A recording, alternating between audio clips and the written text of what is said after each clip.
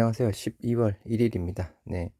아까 영상 보여드렸다시피, 미 증시, 그죠? 오미크론 부분이랑 그 파월 의장의 조기 테이퍼링 이슈 부분이 나와서 좀 복합적으로 또 급락을 했던 부분인데요. 지금 현재 미 선물, 지금 S&P 500 0.48%, 그리고 다우 0.2%, 그리고 나스닥 0.65%대 상승하고 있습니다. 어떤 미 증시도 시장 약간 시장 그 장중에 약간 변동이 좀 있었더라고요. 한번 보시도록 하겠습니다. 변동세가 파월 발언에 미 증시 하락했는데 한국 증시에 반발 매수세 들어올까라는 부분입니다. 그래서 지금 현재 오미크론 남아공의 코로나 확진자 추세가 조금 떨어지고 있다고 합니다. 보시도록 하겠습니다. 어제 스테판 방셀 모더나 CEO가 기존 백신 오미크론에는 효과가 적을 것이라고 주장하자 우려가 확산되면서 아시아는 물론 유럽 증시까지 급락했다. 국제 효과도 마찬가지 부분이었고, 다만 오미크론 진원지 중 하나인 남아프리카 공화국에서 확진자가 줄어들면서 우려가 다소 완화돼서 증시 낙폭이 축소된 거라고 합니다. 그래서 더 이렇게 하락하다가 남아프리카 공화국에서 확진자가 줄어들어서 아무튼 낙폭을 완화했다고 하네요. 어제 미 증시 부분. 하지만 파월 의장이 미국 의회 청문회에서 테이퍼링을 더욱 빠르게 진행하겠다고 시사하면서 증시가 다시 출렁였던 부분이었고요. 아무튼 시장의 가장 큰 적은 불확실성이다. 최근 증시 조정은 오미크론으로 불확실성이 크게 확대됐기 때문이다. 하지만 화이자와 모더나 등 해외 제약사들이 수주일 내에 오미크론 관련 백신 면역력을 확인하고 오미크론 대형 부스트샷 개발 계획을 구체화한다면 관련 불확실성은 완화될 것으로 보인다라고 이야기를 하고 있습니다. 일단 국내 증시, 코스피 가치 평가 매력이 부각될 것으로 판단을 하고 있습니다. 현재 주당 순이익 기준 코스피 12개월 선행 주가 수익 비율 PER이 10.3배라고 추정이 되고 있는 부분인데요. 5년 평균이 10.7배라서 2.8% 하회하고 있다고 합니다. 그래서 어제 우리 또 급락한 부분이 있었죠. 상대적으로 많이 또 우리 2%대 해서 급락한 부분이 있었습니다. 일단 반발 매수세 장 초반은 좀 아니겠지만 그죠? 아무튼 후반에 기대할 수도 있는 부분이고, 지금 아까 미 선물도 보셨겠지만 상승을 하고 있는 부분입니다. 그리고 연기금 제가 한 이틀 전에 또 말씀을 드렸죠. 국민연금 한국 증시의 구원투수로 등판할까 해서 지금 현재 국민연금 목표 비중은 이제 국내 비중 증시 그 레인지 안에 들어와 있고요.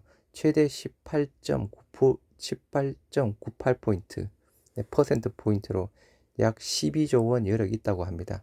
국내 주식 넘치지만 한미 증시 격차의 매수 가능성이 높다는 또 이런 기사 부분도 있습니다.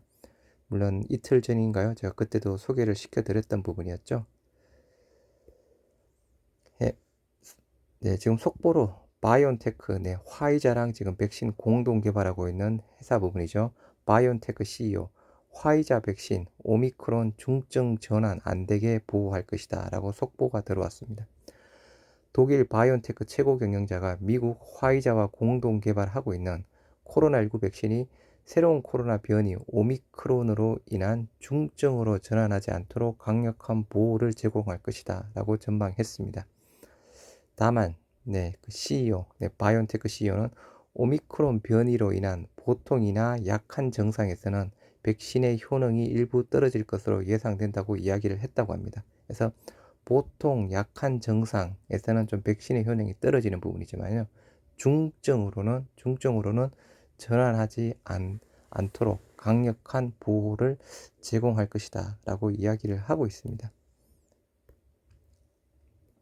아무튼 좀 더 봐야 되겠지만 그죠? 해외 기사 한번 보시도록 하겠습니다. 먼저 먼저 우리 셀트리온 레키로나 어제 아무튼 5만 바이얼 정도 그 유럽에 수출한다는 그 기사 부분이 있었죠.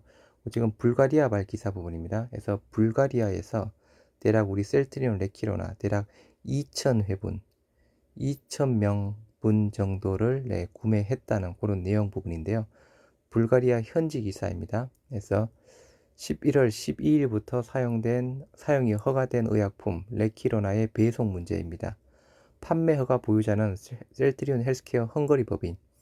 이 약물은 코로나 바이러스 질환이 있는 성인의 치료를 위한 것입니다. 예상 수량은 2,000명분에서 6,000바이알, 2,000명분 정도 구매한다는 그런 부분이고요. 보건부는 헝거리 기업인 셀트리온 헬스케어의 대표로 회사가 대안으로 단일 클론 항체 레키로나 농축액을 불가리아 시장에 공급하자는 제안이 담긴 서한을 받았다고 하고 있는 부분이고요. 그래서 그 해당되는 2,000명분에 대한 그 내용 부분입니다. 그리고 헝가리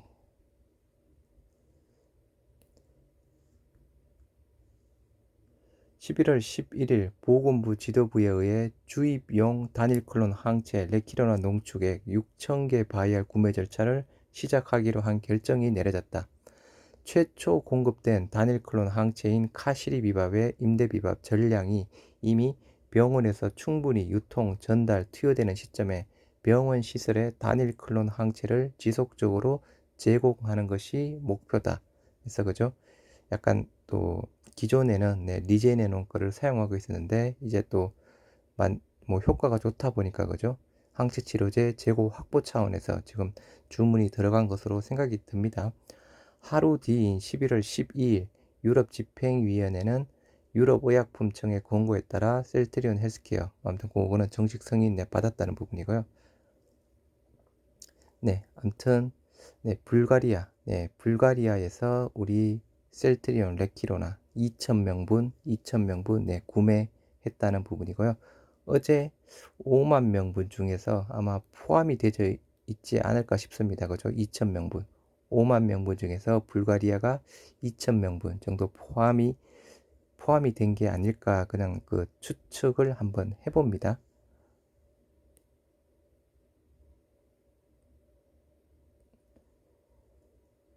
다음은 또 해외 기사 부분인데요.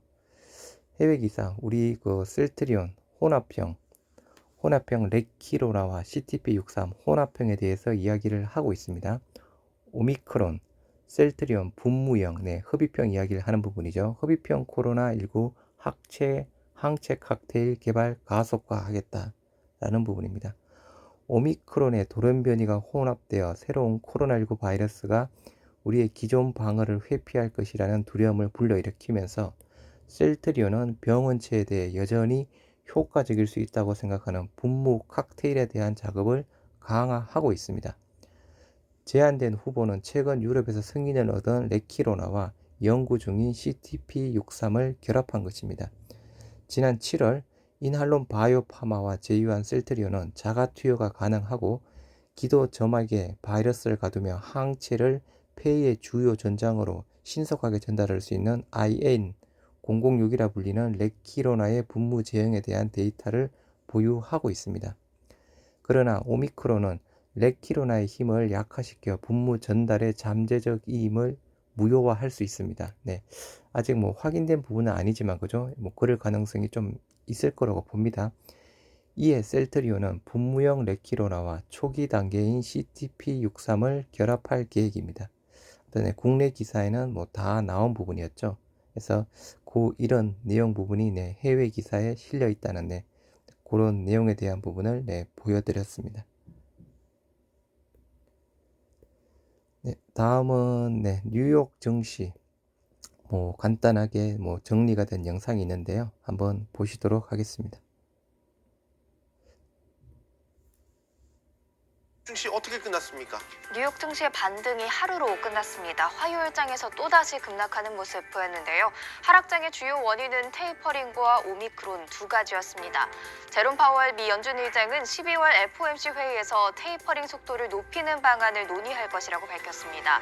테이퍼링 종료 시기를 몇 개월 앞당기겠다는 뜻을 시사한 건데요. 연준이 코로나19 변이 바이러스로 인한 경제 성장 둔화보다 인플레이션 대응에 집중하기 시작했다는 평가가 나왔습니다. 오미크론 변이 바이러스도 하락세를 부추겼습니다. 특히 모더나 CEO가 기존 백신이 오미크론 변이에 효과적이지 않다고 밝힌 점이 시장 불안을 키웠습니다. 새 백신을 개발하고 운송하기까지는 몇 개월이 걸릴 수도 있다고 덧붙였는데요. 모더나의 주가 하락으로 이어졌고요. 화이자는 반면에 오름세 보였습니다. 또 당연히 여행주의 반등도 월요일장 하루로 끝이 난 모습입니다. 익스피디아와 노르웨이지안 크루즈라인이 3% 이상 하락했습니다. 시총 탑 10에도 하락바람이 불었는데요. 하지만 그 바람을 시총 1위 애플은 견뎌냈습니다. 무려 3% 오름세를 보였고요. 마이크로소프트는 1% 이상 하락을 했죠. 추수감사절 연휴 이전에 마이크로소프트 CEO가 지분 절반 이상을 매각했다는 소식이 전해졌는데요. 외신은 마이크로소프트의 주가가 올해 많이 올랐기 때문에 CEO가 차익 실현에 나선 것이라고 분석했습니다.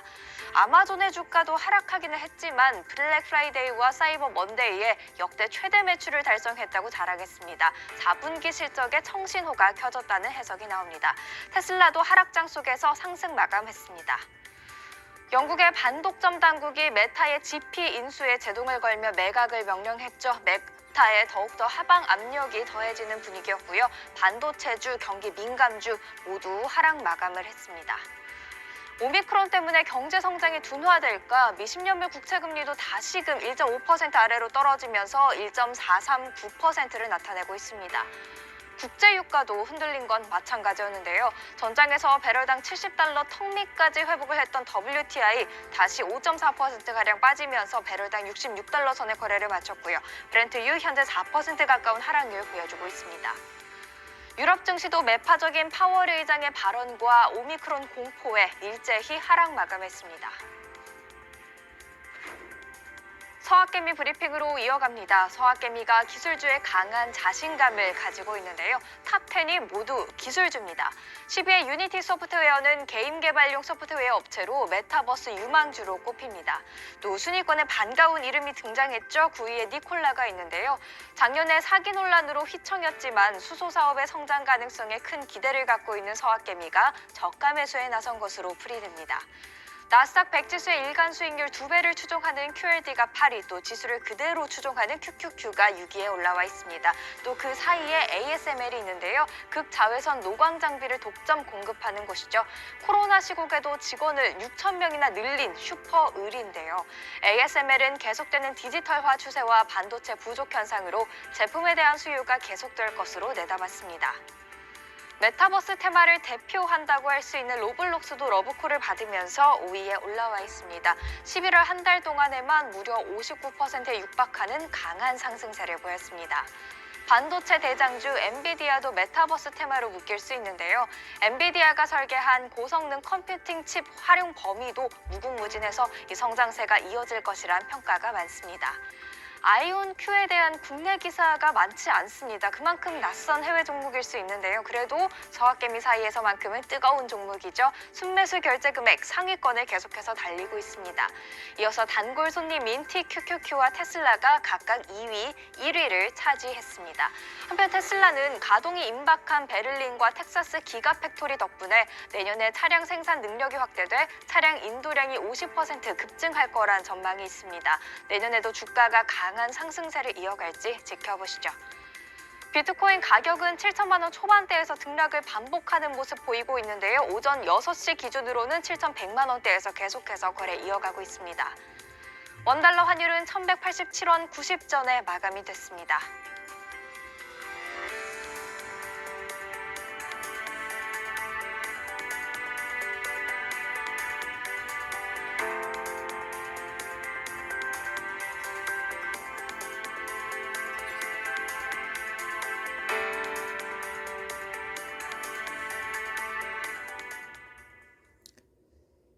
네, 12월 1일, 네, 화이팅 하시기 바랍니다. 네, 감사합니다.